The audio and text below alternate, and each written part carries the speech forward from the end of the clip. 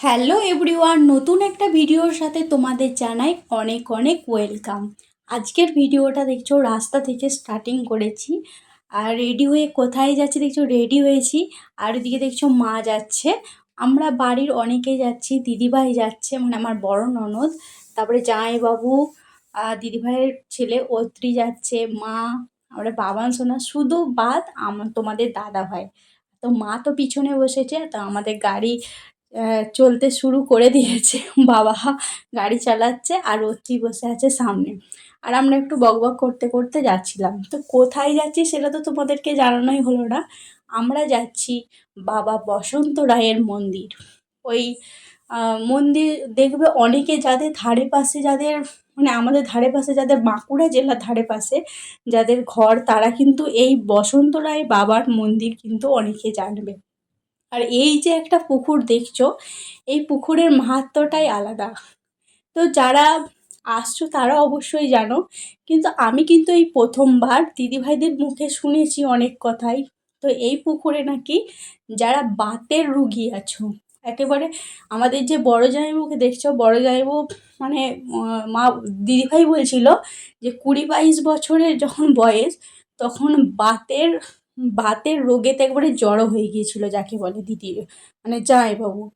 তো সেই কোথায় তোমাদের সাথে আজ শেয়ার করছি। তো এই পুকুরে জামাইবাবু স্নান করেছিল, করে নিজেই ডন্ডি কেটে না হেঁটে হেঁটে গিয়েছিল।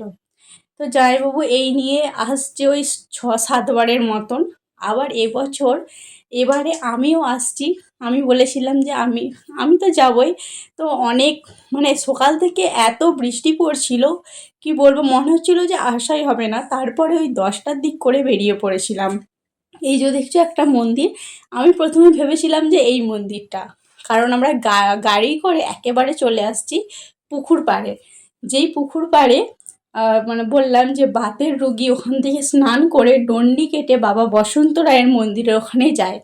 আর তার মানে ঘাট থেকে আসার পথ, ঘাট থেকে আসার পথে এই মা কালী মাকে দেখলাম।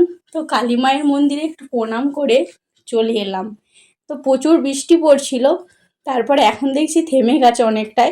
থেমে যায় না, ওই হচ্ছে অল্প অল্প করে, উম, ফোঁটা ফোঁটা বৃষ্টি পড়ছে। আর এখন দেখছো চলে আসছি, এখানে হচ্ছে কাউন্টার আছে পুজো নেয়ার, পুজো দেওয়ার।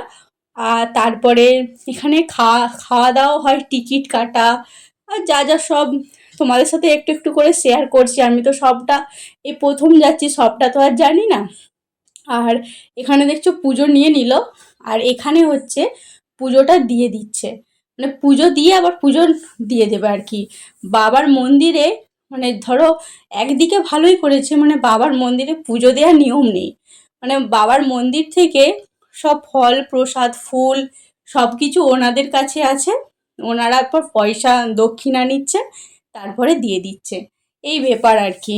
তো যারা যাবে ভাবছো বা যারা যাওনি তারা অবশ্যই যেও, বাবাকে দর্শনও করা হবে। আর যাদের বাতের রুগী তারা কিন্তু অবশ্যই যেও, এটা কিন্তু সত্যি, যাদের মনে বিশ্বাস আছে তারা অবশ্যই, মানে বিশ্বাসে মিলাই বস্তু মানে না, তর্কে বহুদূর যেটা আছে।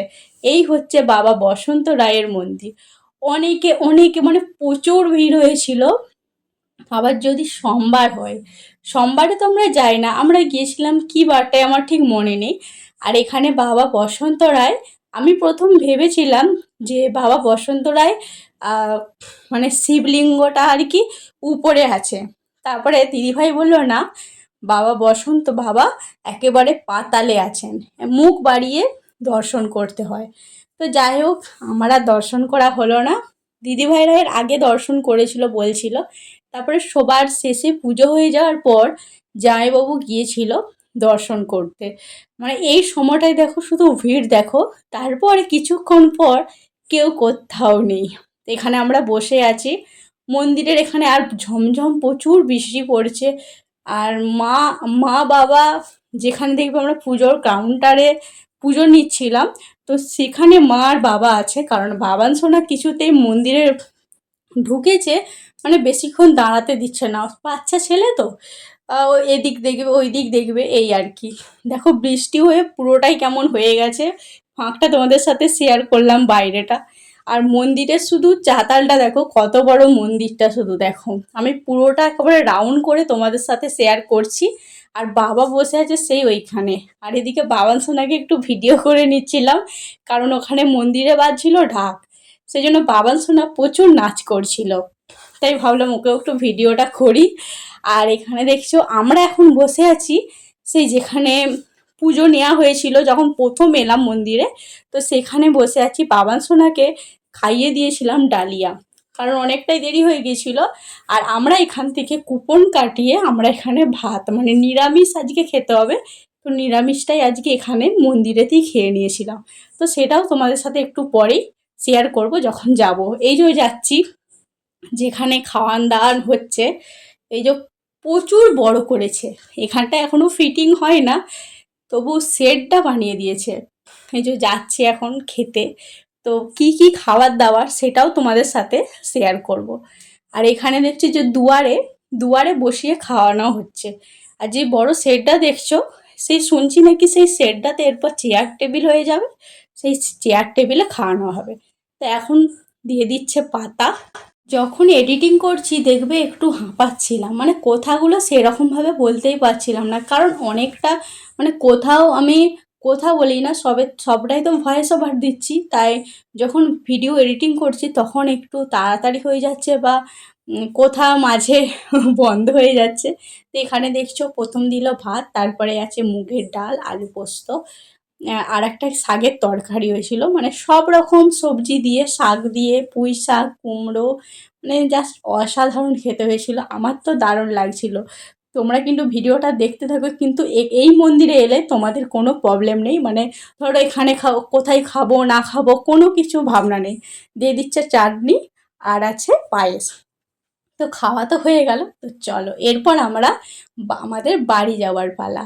তো বলতে বলতে চলেও এলাম। আমি রাস্তায় কোনো ভিডিও শ্যুট করি না, কারণ একদম অনেকটা রাস্তা তো কিছুক্ষণ যাওয়ার মধ্যে আমার শরীরটা সত্যি খুব খারাপ লাগছিল, সেই জন্য ভাবলাম আর ভিডিও আর করবো না, একেবারে বাড়ি, মানে একেবারে মন্দিরে যেয়ে করব।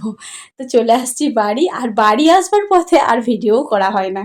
আমরা চলে আসছি ওই তোমার যখন ভিডিও করছিলাম রাস্তায়, যখন বাড়ি আসার রাস্তাটায়, মানে ঢালাই রাস্তাটায় ভিডিওটা করছিলাম, তারপরে বাড়ি আসার কোনো ভিডিও শ্যুট করা হয় না। আর তো দিদিভাইরাও বাড়ি চলে গেছে, তখন আর ভিডিও করা হয় না। আর প্রায় পৌঁছেই আছে, ওই ওরা এসে না এসেই ও একটুক্ষণ বসেই বাড়ি চলে গেছে। তো যাই হোক, আজকে সারাদিনের ভিডিওটা তোমাদের কেমন লাগলো অবশ্যই কিন্তু কমেন্টে জানিও। এখন পর্যন্ত টাটা বাই বাই করছি সবাইকে।